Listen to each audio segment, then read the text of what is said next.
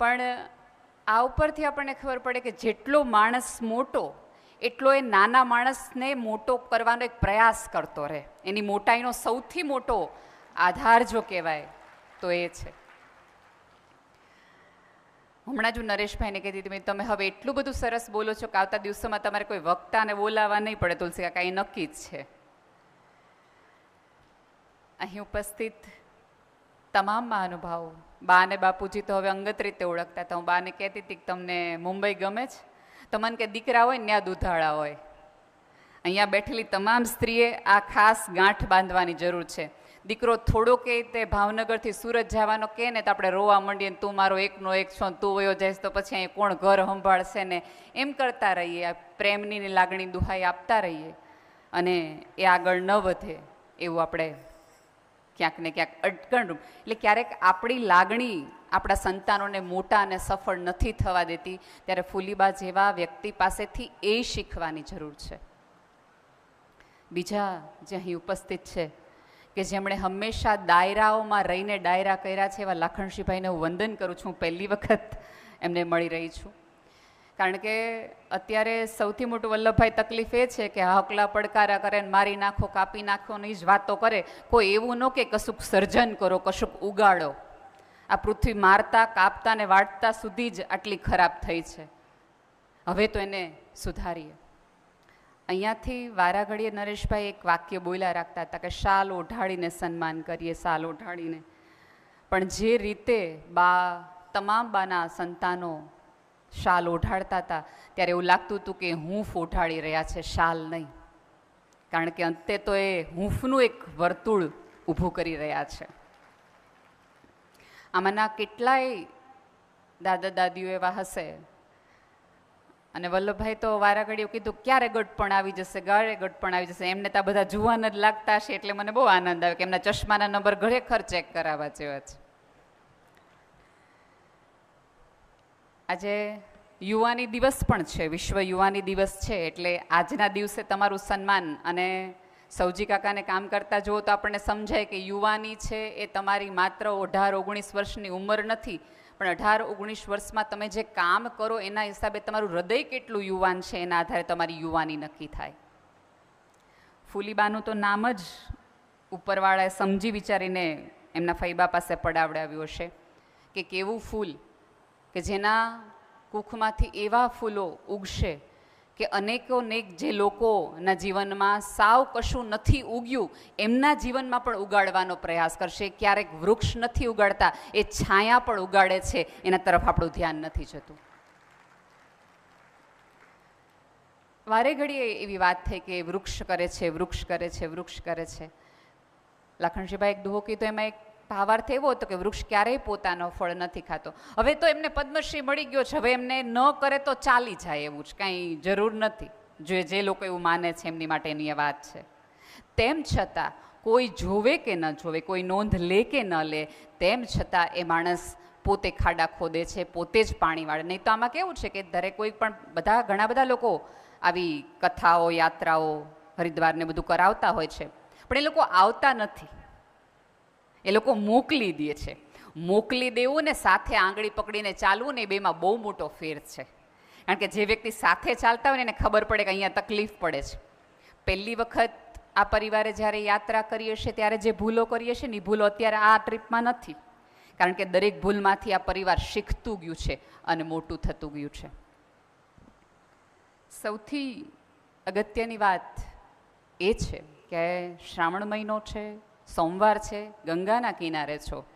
આમ જો તો બહુ બધી તમારી કોઈક સાધના ભેગી થઈ હશે કે આ દિવસે તમે અહીંયા ગંગા કાંઠે છો, બાકી તો હોય છે ને લોકો સાદું અભિષેક નથી કરી શકતા, એવા ઓલામાં તમે ગંગાના કિનારે છો.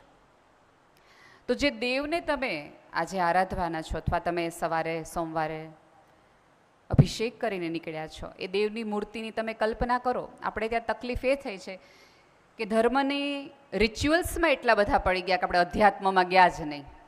આપણે હજી એવું માનીએ છીએ કે નામ સ્મરણ છે, નામ સ્મરણ છે. આપણને ક્યારેય એવું નથી માનતા કે નામ સ્મરણ નથી, એ વ્યક્તિનું, એ પરમાત્માનું ચારિત્ર્યનું સ્મરણ છે. જે શ્રી કૃષ્ણ બોલો ત્યારે કૃષ્ણ જેવો જીવવાનો એક પ્રયાસ કરો. તમે 24 કલાકમાં 10 વખત બોલો તો 10 વખત તમને એ પાત્ર યાદ આવવું જોઈએ કે આવું જીવાય, આવું કરાય, આવું ન કરાય.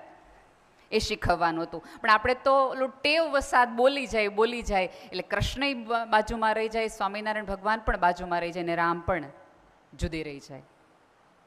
તો તમે જે શંકર ભગવાનની જટાની જો વાત કરો તો એમાંથી ગંગા ઉતરે, પાણી ઉતરે, અને એનાથી સહેજ નીચે આવો તો તમને ત્રિનેત્ર, એમાં તમને બધાને ખબર છે એમાંથી અગ્નિ બહાર આવે. હવે માથે જટામાં જળ હોય, અહીંયા અગ્નિ હોય, તમને બધાને ખબર છે જળ અને અગ્નિ સાથે રહી જ નથી શકતા, તેમ છતાં ઈશ્વરે રાખ્યા. એની જટામાં એક ચંદ્ર છે, ચંદ્ર અમૃત છે, અને ગળામાં નાગ છે, ઝેર છે. તો આપણને એવો પણ વિચાર આવવો જોઈએ કે અમૃત અને ઝેર બંને સાથે કઈ રીતે રહી શકે. ભગવાનનું વાહન નંદી છે, માતાજીનું વાહન છે સિંહ છે, તો નંદીને સિંહ પણ સાથે ન રહી શકે, સાવ વિરોધાભાસ છે, તેમ છતાં સાથે રહે છે. ભગવાનનું સંતાન ગણેશ છે, એ ઉંદર એમનું વાહન, અને ભગવાન સાપ રાખે એટલે દીકરાને પિતાને પણ વિરોધાભાસ છે. એમનું બીજું સંતાનનું વાહન મયુર, મોર.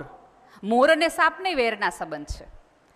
એટલે ભગવાને આખા વિરોધાભાસ, વેર ઝેર બધું, જેને તમે રાત દિવસ કયો, ઝેર અમૃત કયો, જળ અગ્નિ કયો, વાઘ બળદ ગયો, બધું વિરોધાભાસ, તેમ છતાં એક આખા શંકરના પરિવારને હું ને તમે પૂજવાના છીએ.